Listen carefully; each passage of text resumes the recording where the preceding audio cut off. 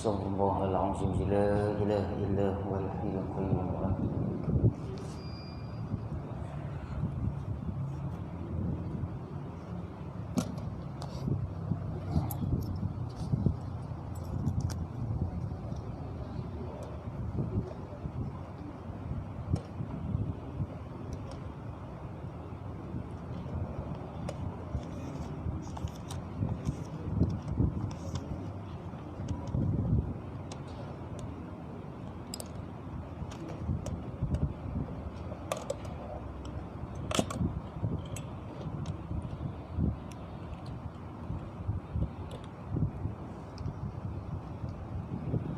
Astaghfirullahal azim, la ilaha illa huwal hayyul qayyum wa atubu ilaik.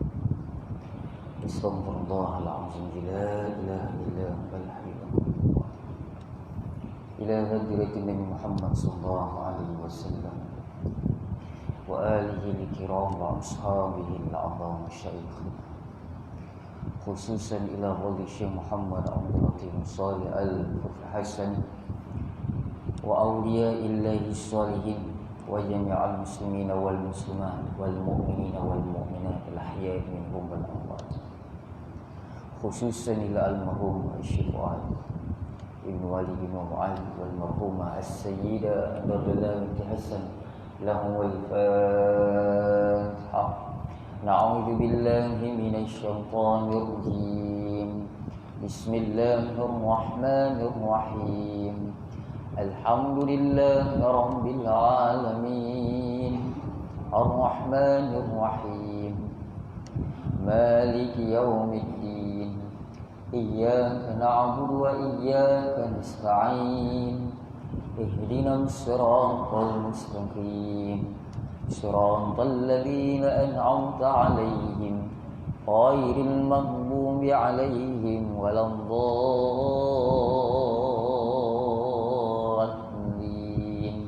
Amin. Bismillahirrahmanirrahim. Alhamdulillahirabbil alamin. Wassalatu wassalamu ala asyrafil anbiya'i wal mursalin wa ala alihi wa sahbihi ajma'in. Rabbi shrah li sadri wa yassir li amri wahlul 'uqdatam min lisani yafqahu qawli. Wala haula wala quwwata illa billahil 'aliyyil 'azim. Allahumma la sahla illa ma ja'altahu sahla wa anta taj'alul hazna idza syi'ta sahla. Amma ba'd. Qala al-musannif rahimahullahu ta'ala wa nafa'ana bihi wa bi ulumihi wa bikum fid dharain. Amin. Tuan-tuan yang diberkati Allah sekalian,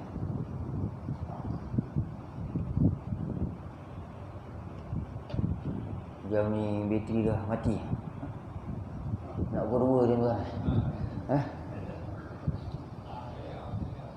Apa dah? Apa dah? Oh dah.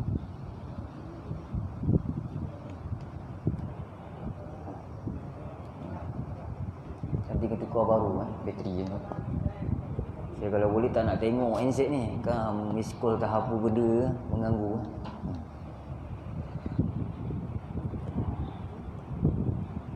Kena cek takut kena COVID ni.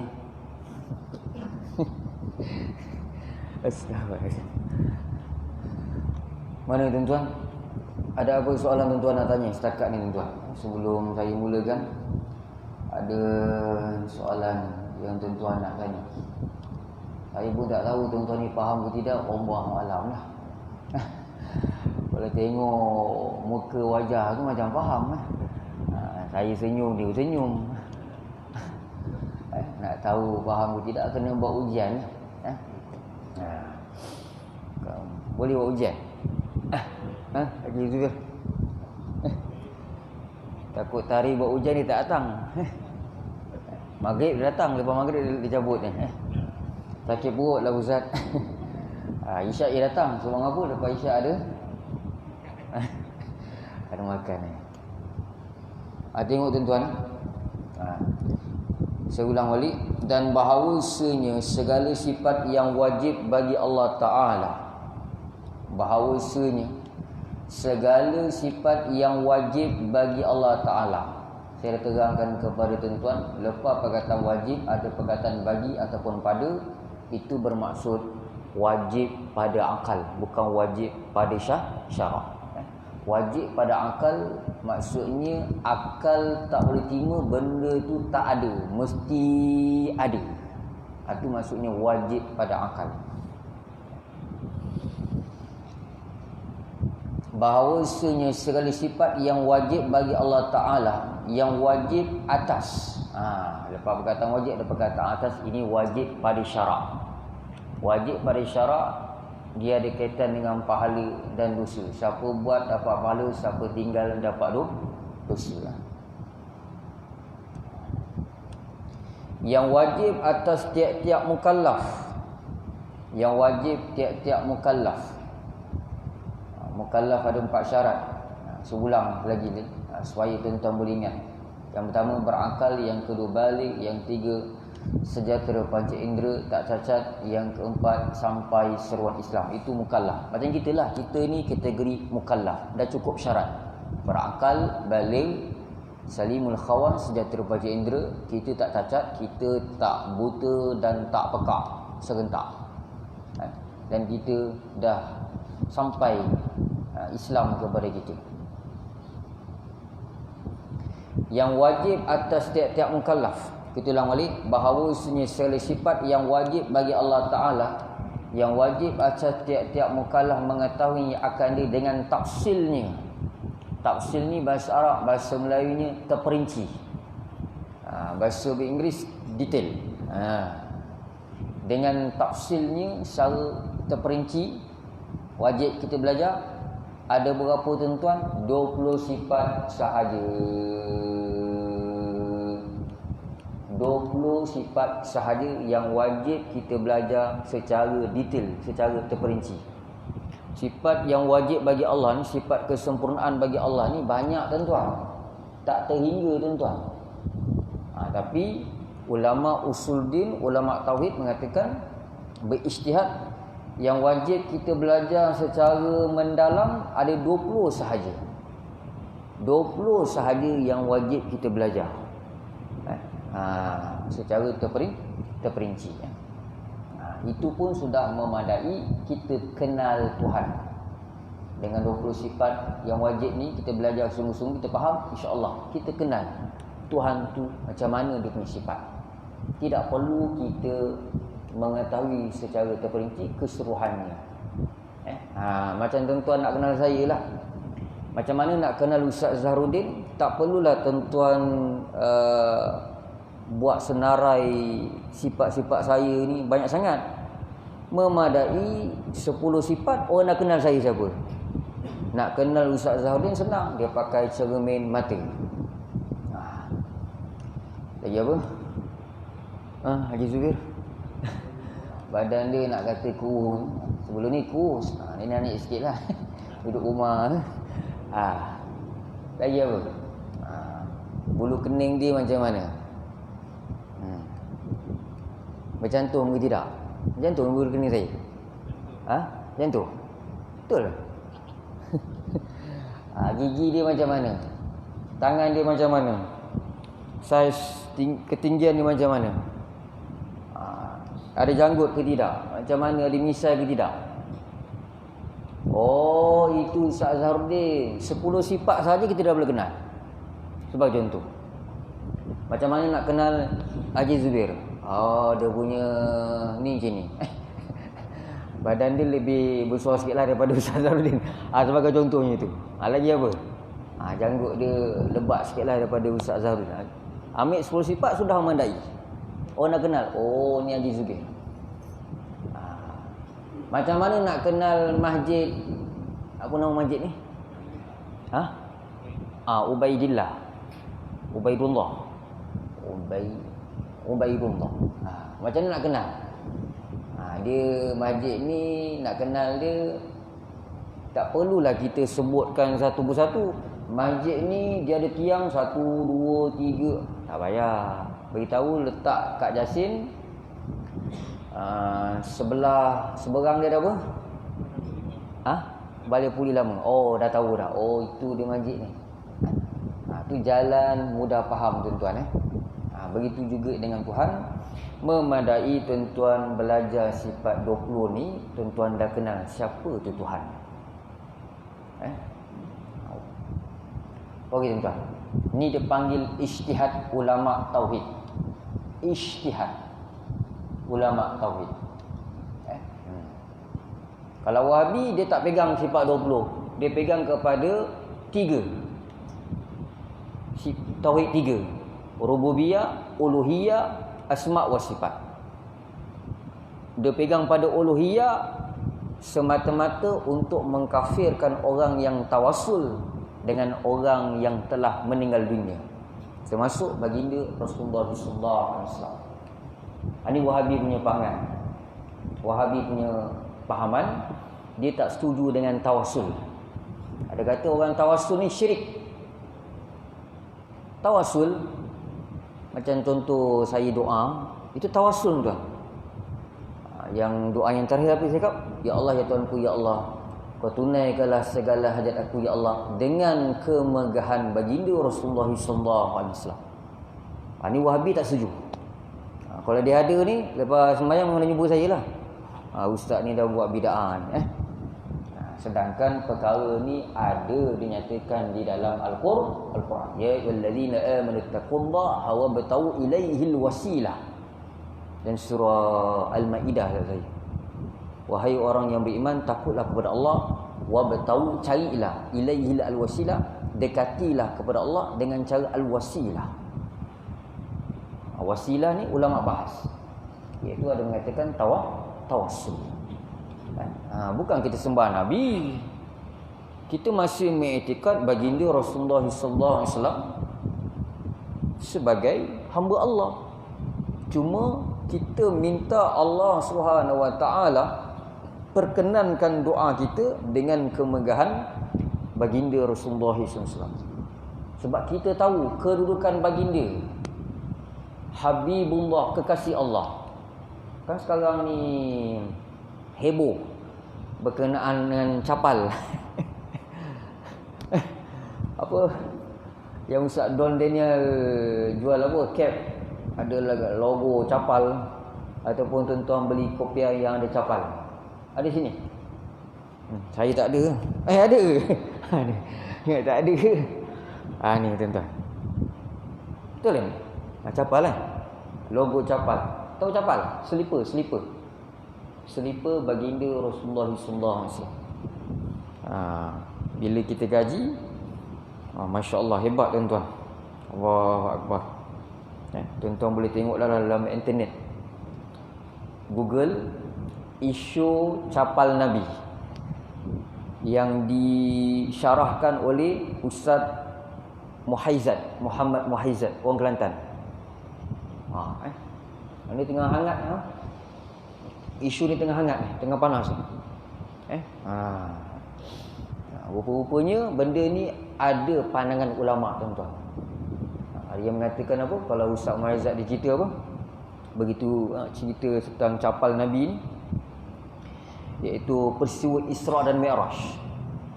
Saya pun sebelum dia pun tak pernah kaji benda ni. Bila isu ni tengah hangat sekarang ni, saya cuba mengkaji.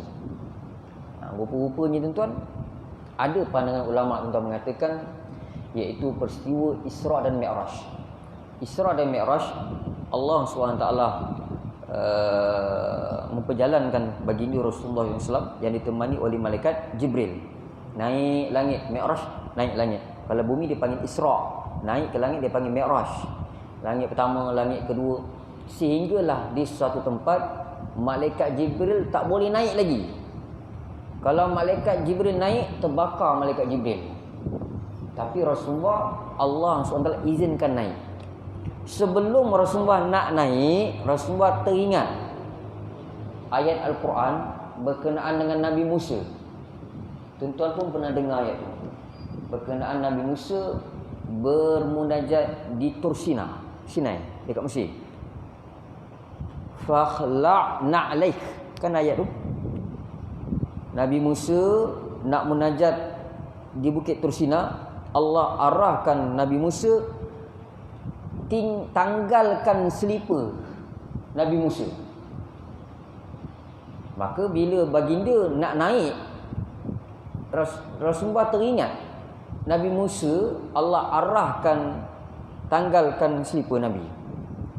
Apabila Rasulullah SAW nak tanggalkan selipar baginda, terdengar satu suara, "Wahai Muhammad, jangan tanggalkan selipar kamu, naik bersama-sama dengan selipar kamu." Tuan-tuan, maksud ni nak menyatakan selipar baginda Rasulullah SAW ada nilai di sisi Allah SWT. Ini betapa mulianya baginda Rasulullah SAW. Ini tuan-tuan, itu berkenaan dengan isu capal, tuan-tuan. Macam mana dah masuk ke sana, tuan-tuan? Apa tuan? Wahabi tadi. Wahabi memang dia tak setuju berkenaan dengan tawasul dengan orang yang telah meninggal dunia. Saya dah terangkan kepada tuan-tuan, tawasul ni ada 3. Pertama, tawasul dengan orang yang masih hidup. Contohnya, tuan-tuan jumpa seorang alim, memang terkenal dengan karamah dia, tuan guru. Kita jumpa dia, maksudnya kita tawasul, "Ya Allah, ya Tuhanku, ya Allah, kau perkenankan aku, ya Allah, doa aku, ya Allah, dengan kemegahan si anu. Itu dipanggil tawasul. Yang kedua, tawasul dengan orang yang telah meninggal dunia,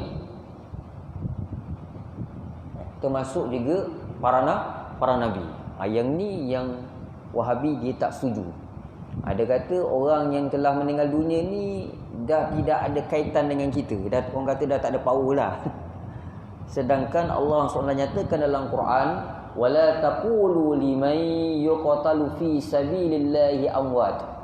Ini saya terangkan secara jelas supaya tuan-tuan faham berkenaan dengan tawasul. Wahabi kata orang yang mati ni dah tak hidup dah. Dah tak ada apa-apa dah. Lebih kurang itulah perkataan diorang. Sedangkan Allah nyatakan dalam Quran, "Wala taqulu liman yuqatalu fi sabilillahi amwat." Kan surah Al-Baqarah. Apa maksud ini? Jangan kamu kata orang yang mati syahid, mereka ni mati, bal ahya'un walakin la tash'urun. Bahkan mereka ni hidup, akan tetapi kamu tidak dapat merasai. Kecuali orang yang bukakan hijab, dia boleh nampak. Maksudnya Allah nyatakan dalam Quran, orang yang mati syahid ni, pada zahirnya kita nampak dia mati, tapi pada hakikatnya mereka ni hidup. Hidup cara macam mana? Yang ini yang kita tak tahu. Sebab apa? Hijab kita. Banyak hijab. Macam-macam kita hijab. Kecuali orang yang Allah buka ke hijab, dia boleh nampak. Boleh faham tuan-tuan? Itu Allah cerita orang yang mati syahid. Para nabi, kedudukan mereka lebih tinggi daripada orang yang mati syahid. Maka para nabi pun hidup. Cuma kita tak tahu macam mana cara mereka hidup. Sebab apa? Kita terhijab. Maksudnya tak ada masalah lah. Kita nak tawasul dengan orang yang telah meninggal dunia. Yang penting etikad kita, baik buruk itu semuanya datang daripada Allah. Bukanlah Nabi itu yang apa? Yang mustajabkan doa kita. Tidak. Kita sebagai perantaraan. Itu yang kedua, tawasul dengan orang yang telah meninggal dunia. Yang ketiga, dia panggil tawasul dengan amalan baik. Tawasul dengan apa tuan? Tawasul dengan amalan baik. Ini kadang-kadang tuan-tuan terlepas pandang. Saya dah ceritakan kepada tuan-tuan, mungkin ada yang ingat, ada yang tak ingat. Tawasul dengan amalan baik ini ada dalam satu hadis, yang 3 orang terperangkap dalam gua. Ingat lagi cerita tu? Ingat lagi? Ini bukan cerita Piramli batu bola batu tangkuk. Ini betul cerita dalam hadis. 3 orang terperangkap dalam gua. Dia masuk gua, tiba-tiba batu bergolek. Tutup pintu gua. Tak boleh nak keluar. Nak tolak, berat. Maka 3 orang tu dia bertawasul dengan amalan baik yang pernah dibuat orang yang pertama. Ya Allah, ya Tuhanku, ya Allah, dulu aku pernah berkhidmat dengan ibu aku, ya Allah. Sebelum dia tidur, sebelum ibu dia tidur, dia beri susu pada mak dia, ibu dia. Sampai anak-anak dia tak boleh nak minum. Selagi ibu dia tak minum, anak dia tak bagi. Satu malam tu, ibu dia tidur. Dia tunggu bendul sampai ke pagi tak tidur. Mak dia kata, apa pasal kau tak tidur lagi ni? Yelah, ini amanah, jaga ni. Mak tak minum lagi. Ya Allah, mak dia doakan dia. Maka dia bertawassul dengan amalan baik. Ya Allah, ya Tuhanku, ya Allah, kalau betul aku berkhidmat dengan ibu aku ini ikhlas semata-mata kerana Engkau, ya Allah, aku minta satu, ya Allah, Kau gerakkan batu sedikit supaya kami boleh keluar. Dengan izin Allah, batu tu boleh bergerak. Dengan asbab apa? Dengan asbab dia bertawassul dengan amalan baik, berkhidmat dengan ibu dia. Tapi tak boleh nak keluar. Maka orang yang kedua tawassul, ya Allah, ya Tuhanku, ya Allah, dulu aku hampir-hampir nak berzina dengan seorang perempuan, ya Allah. Aku tinggalkan zina itu semata-mata takut kerana Engkau, ya Allah. Kalau betul aku buat benda ni, ya Allah, aku tinggalkan zina ni semata-mata takut kerana Engkau, ikhlas semata-mata kerana Allah. Aku minta satu, ya Allah, Kau alihkan sedikit batu tu supaya kami boleh keluar. Dengan izin Allah, batu tu boleh bergerak, tapi tak boleh nak keluar. Orang yang ketiga tawassul, ya Allah, ya Tuhanku, ya Allah, dulu aku ada satu pekerja, aku bos. Bila nak bagi duit gaji tu, dia tak datang. Aku simpan duit tu. Dengan duit tu dikembangkan. Beli apa? Beli kambing, beli lembu. Lepas sebulan ke berapa hari, pekerja dia datang. Tuan bos, saya nak saya punya gaji. Okey, gaji kamu ni, tu lembu kambing tu kamu punya juga. Itu hasil daripada kamu punya duit. Kata, itu bukan saya punya, engkau punya. Menangis dia.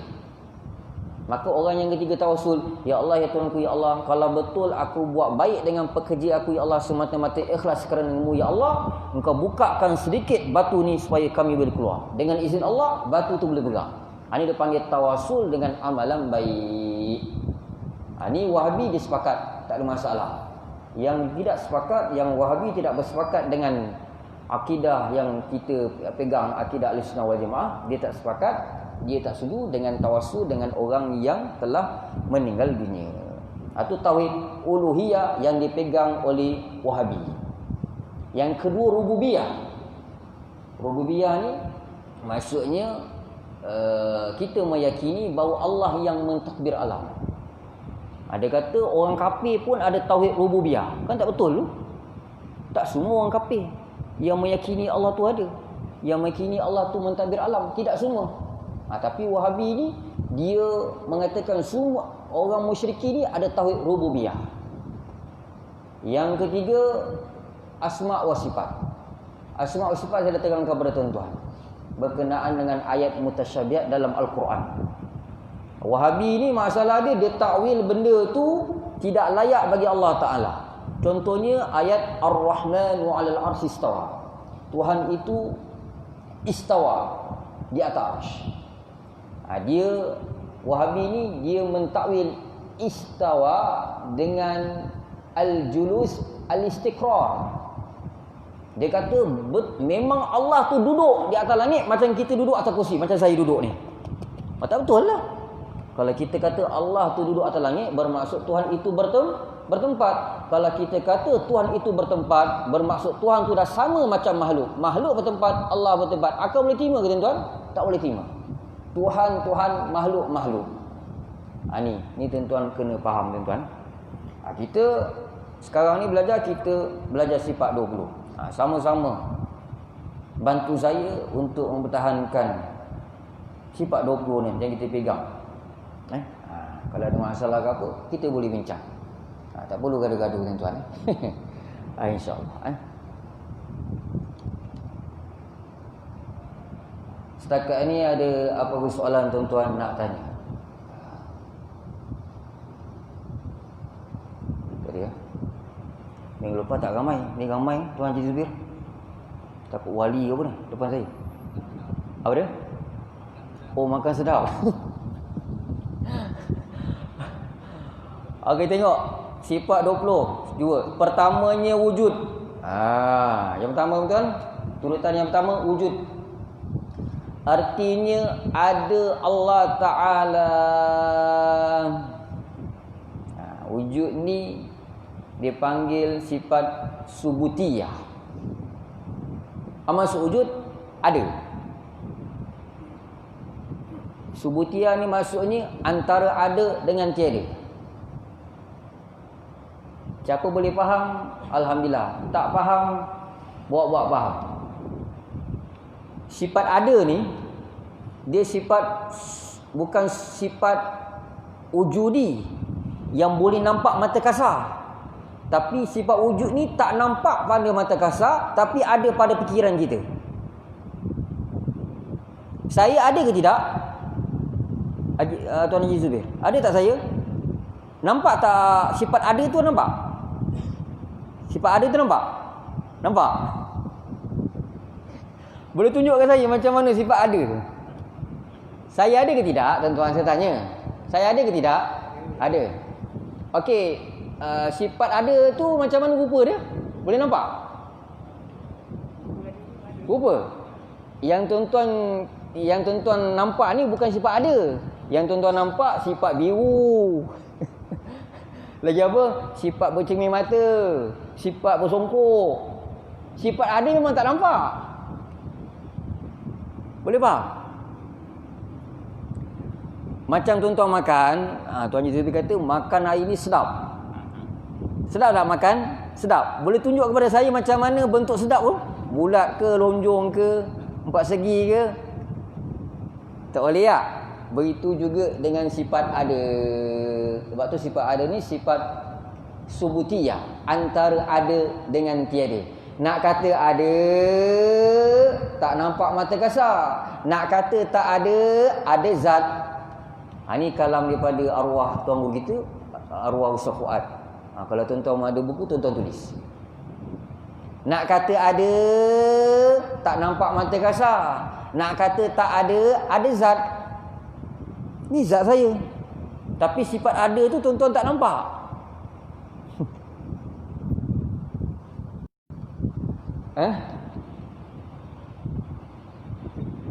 Gelas ni okey lagi tak?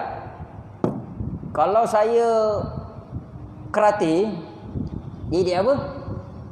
Pecah. Gelas ni, kalau saya kerati, dia apa? Pecah.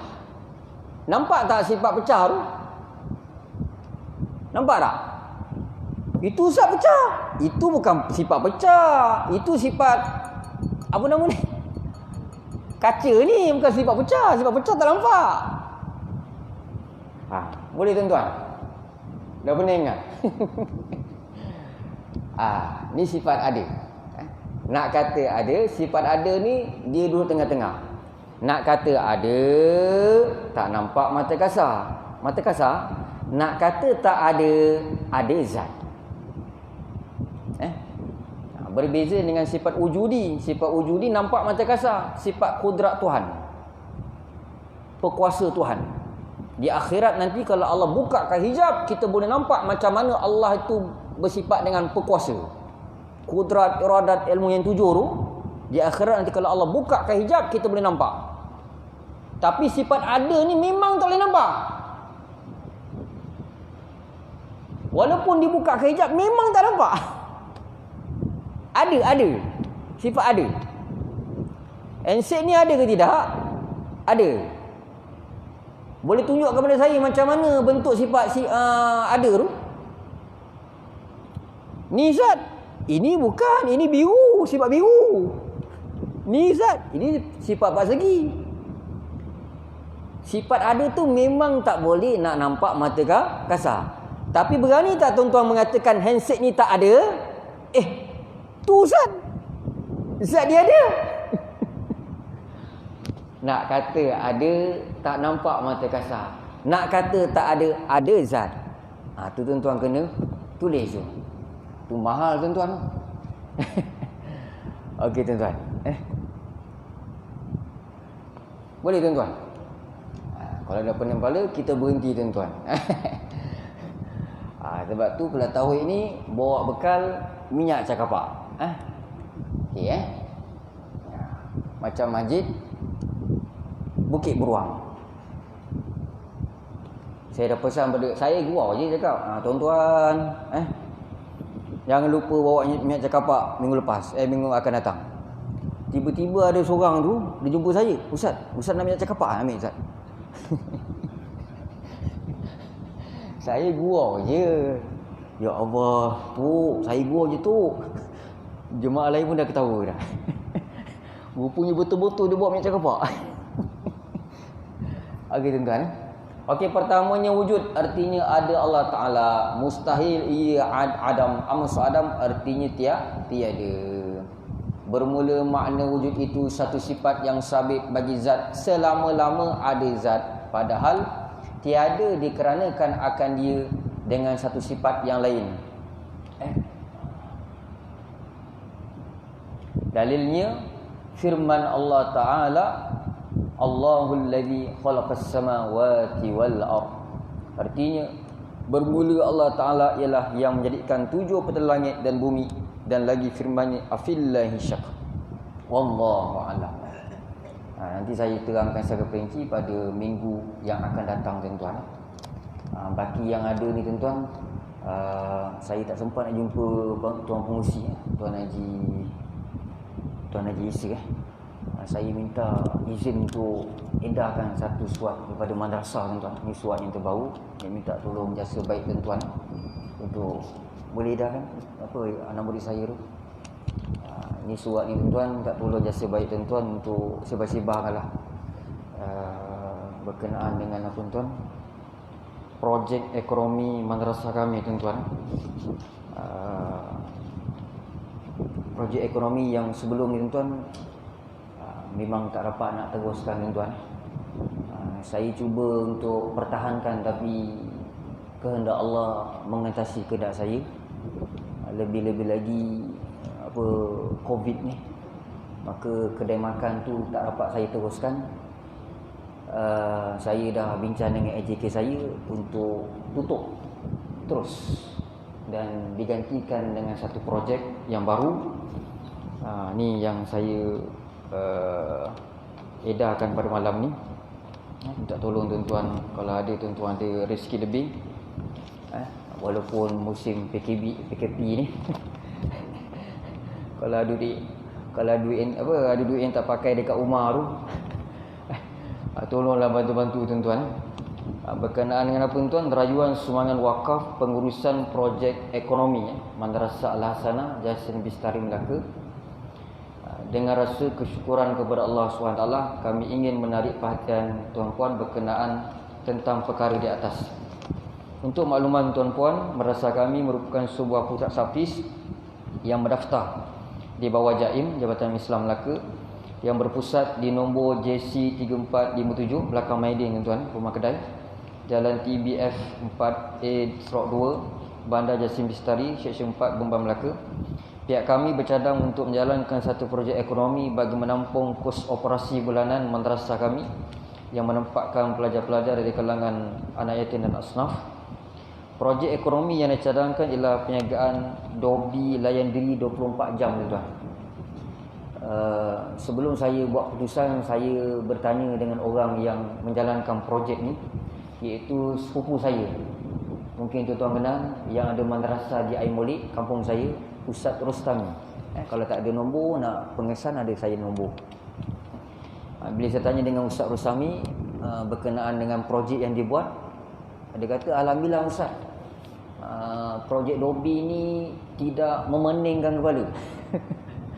Berbeza dengan kalau kita buka kedai makan dengan kedai runcit. Maksudnya bila dia cakap macam tu, saya pun tersenyum lah. Memang betul lah.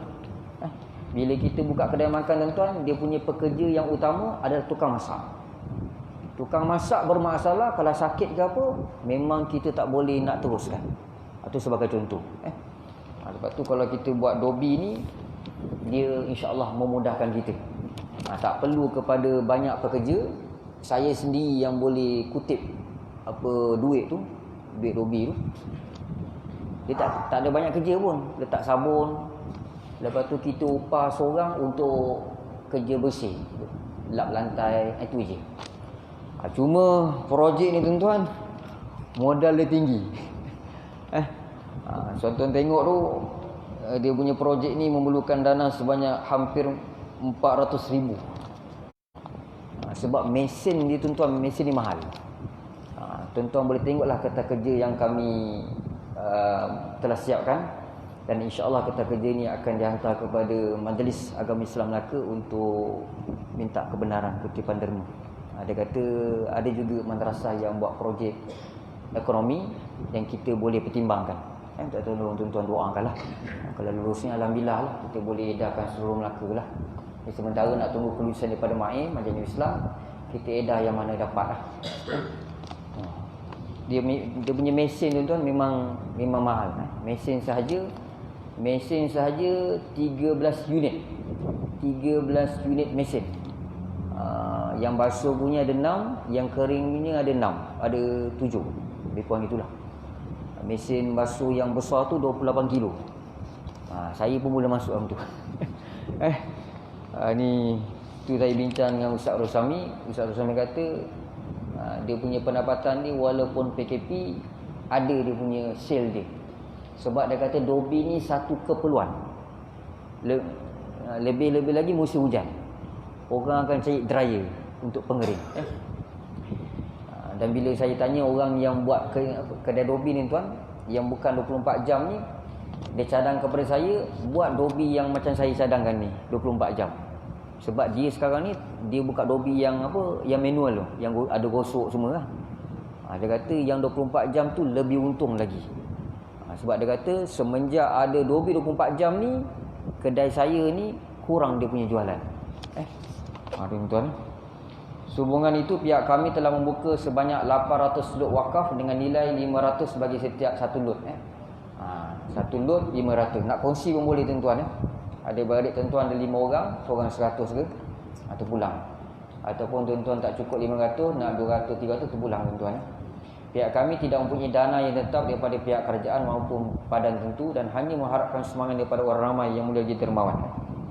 Jaim memang dia tak bagi tuan-tuan dana untuk pengurusan bulanan. Dia suruh cari sendiri tuan-tuan. Yang dia bagi berbentuk alatan, komputer, CCTV, grill, tu yang dia bagi. Kewangan setiap bulan tidak ada peruntukan, kena cari sendiri tuan-tuan. Pihak kami tidak mempunyai dana yang tetap daripada pihak kerajaan maupun daripada pihak tentu, hanya mengharapkan sumbangan daripada orang ramai yang mulia lagi dermawan. Pihak kami amat mengalu-alukan sumbangan wakaf daripada pihak tuan-puan bagi menjayakan projek ekonomi madrasah kami ini. Pihak tuan-puan boleh menyumbang dengan mengisi borang wakaf yang disediakan ataupun melalui online atau akaun madrasah kami tuan, atas nama Madrasah Al-Hasanah. Semoga Allah Ta'ala melembutkan hati tuan-puan untuk membantu kami semata-mata ingin merebut peluang amal jariah sebelum kita meninggalkan dunia fana ini, ikhlas semata-mata kerana Allah. Semoga jariah sumbangan tuan-puan kekal hingga ke syurga dan segala hajat kita ditunaikan. Amin. Kalau tuan-tuan berminat, tuan-tuan boleh isilah borang belakang ni. Dan jika ada apa-apa soalan, tuan-tuan bolehlah telefon saya ataupun WhatsApp saya tuan-tuan. Dan tolong tuan-tuan doakan moga-moga projek ini dipermudahkan tuan-tuan. Memang jumlah tu memang banyak, tapi bagi saya yang bagi rezeki ni, yang memudahkan urusan kita adalah Allah. Kita mintalah pada Allah. Kalau nak bandingkan diri kita yang kerdil ni, kita rasa alamak macam tak mampu. Itu dalam Quran sebut, fa iza azamta fatawakkal 'ala Allah. Jika kamu telah berazam, maka serahlah kepada Allah. Yang penting niat kita ikhlas. Buat ni untuk apa? Untuk bantu madrasah. Itu niat tu penting tuan-tuan. Dan saya berpegang kepada ayat Al-Quran dan surah apa saya tak ingat, firman Allah Subhanahu wa taala, in tansurullah yansurkum. Jika kamu niat kamu hendak membantu agama Allah, Allah akan tolong kamu. Itu daripada dulu sampai sekarang saya berpegang kepada ayat ini tuan-tuan. Dan alhamdulillah dengan berkat doa tuan-tuan Allah permudahkan. Itu minta jasa baik tuan-tuan untuk panjang lah. Kalau perlukan kepada kita kerja, saya ada bawa tuan pada malam ni. Kalau tak nak malam ni untuk akan datang pun tak ada masalah. Kita boleh serahkan kita kerja lah. Boleh tengok dia punya apa, sebut harga tu. Quotation tu berapa harga semua. Kita boleh tengok lah. CJ pendaftaran semua. Wallahu a'lam. Kita sama-sama lah kita baca Fatihah sekali. Moga Allah Subhanahu Wa Taala mudahkan segala urusan kita dunia dan akhirat, hajat kita dunia dan akhirat dengan kemegahan baginda Rasulullah sallallahu alaihi wasallam, dan dengan berkat surah Al-Fatihah dimulai dengan salawat, disudahi dengan salawat. Allahumma shalli ala sayyidina Muhammad wa alihi wa sahbihi wasallim. Bismillahirrahmanirrahim. Alhamdulillahirabbil alamin. Arrahmanirrahim. Maliki yaumiddin. Iyyaka na'budu wa iyyaka nasta'in. Ihdinas siratal mustaqim. Siratal ladzina an'amta 'alaihim ghairil maghdubi 'alaihim waladdallin. Allahumma shalli ala sayyidina Muhammad wa alihi wa sahbihi wasallim. Bismillahirrahmanirrahim. Wal 'asri innal insana lafi khusrin illa alladhina amanu wa 'amilus solihati wa tawassaw bil haqqi wa tawassaw bis sabr. Wa dawimu 'ala dzikril ghanihi haqiqatan takun ghinan fantaba'u tab'an yasriku. La ilaha illallah, la ilaha illallah, Muhammadur Rasulullah alaihi salatullah. Ada insya-Allah.